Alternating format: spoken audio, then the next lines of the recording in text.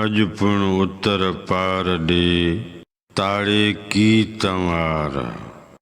हारनि हर संभाहिया सरहा थिया संघार। अॼु पिणु मुंहिंजे यार वसण जा वेश कया। नवनि लफ़्ज़नि जी माना पार माना तरफ़। लफ़्ज़ पार लतीफ़ साईं ॿियनि बैतनि में पिणु इस्तेमालु कयो आहे। जहिड़ीअ तरह अॼु पिणु उत्तर पार ॾे ककरियूं कारियूं। अॼु पिणु उत्तर पार ॾे ककर की चोटी। अॼु पिणु उत्तर पार ॾे कारा ककर केस। अॼु पिणु उत्तर पार ॾे ककर थो करे। ताड़े माना कोयल या ताड़ो, ही पखीअ जो नालो आहे। तंवार माना आवाज़, ॿोली या लात। संभाहिया माना तयारु कया। संघार माना धनार।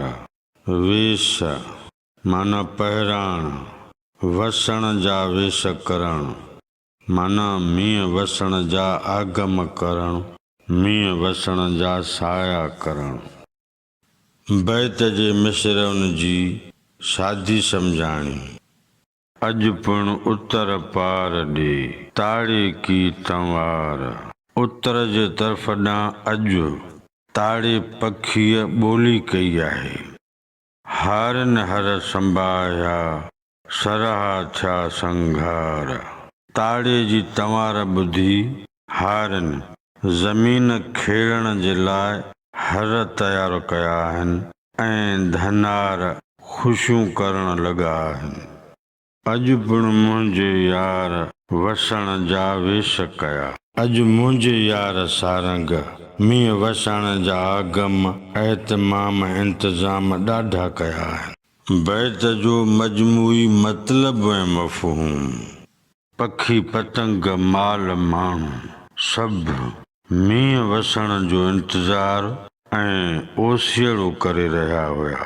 आख़िरकार मींहं वसण जहिड़ो माहौल जुड़णु शुरू थियो। कंहिं तब्दीली अचण खां पहिरियां ई तब्दीलीअ जा आसार ऐं ओञाण ज़ाहिर थियणु शुरू थींदा आहिनि। इन सिलसिले में ताड़े पखी तंवार कई आहे, जंहिंजो ज़िक्र भेटाईअ बैत में कयो आहे। अॼु पिणु उत्तर पार ॾे ताड़े की तंवार। हारनि हर संभाहिया सरहा थिया संघार। अॼु पिणु मुंहिंजे यार वसण जा वेश कया।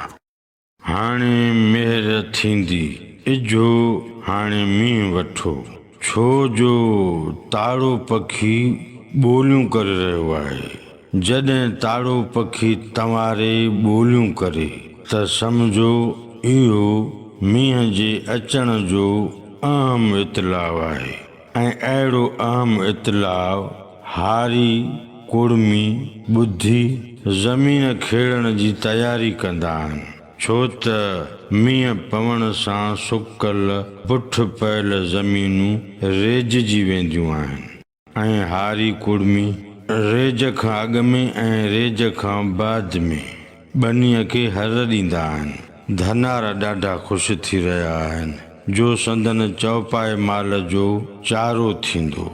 अॼु मुंहिंजे यार सारंग मींहं वसण जा आगम एतमाम इंतज़ाम ॾाढा कया आहिनि। आसमान में आस पास जे माहौल मां इहो महसूस थी रहियो आहे त मींहुं ॾाढो वसंदो। इन करे जो ककरनि जी काराण ककोर ऐं कारूं बहार ई अहिड़ी आहे।